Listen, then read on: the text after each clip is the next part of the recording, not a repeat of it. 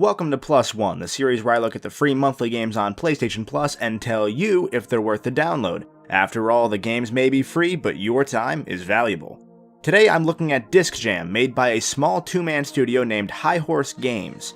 The game actually just released on March 7th as a free PS Plus game, as opposed to many games that release and then come to PS Plus a few months or years down the road. Disc Jam is tennis, but with frisbees. That's most of what I'm gonna say here today. Instead of hitting tennis balls, you're throwing frisbees. Just like tennis, there are singles matches and doubles matches. You have 4 throw types. There's a regular throw, a lob, and 2 curved throws, one left and one right. The goal is to either throw it where your opponent can't grab the disc in time, or to throw it to the back end zone of the opponent's side of the court. Points are allocated based on, I think, how far your throw goes before it lands. I'm not sure, the game really doesn't explain itself all that well. The first person or team to reach 50 points wins the set, and sets are best 2 out of 3. In order to throw your opponent off, you can bounce your throws off walls, use a shield to block the shots back over the net, or even curve your throws by tilting the stick right after you press the throw button. Although in my experience, I found that to be totally unreliable. And totally unreliable is probably the key phrase I'd use for this game as a whole. The netcode is a bit wonky. I had a bunch of lag issues every other match I played, and that's when I could find a match at all. Despite launching as a PS Plus game, there's not really a community hanging around at all. Rocket League, this ain't.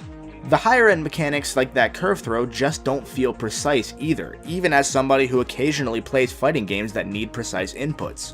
Instead, I sorta just jerk the stick around wildly when throwing to hope it goes somewhere that the opponent can't get it.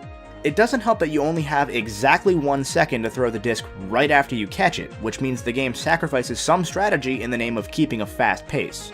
There's also the ability to stand under a lob shot to charge up a power throw, similar to charging a hit in Mario Tennis, but you have to stand perfectly under the disc to do it.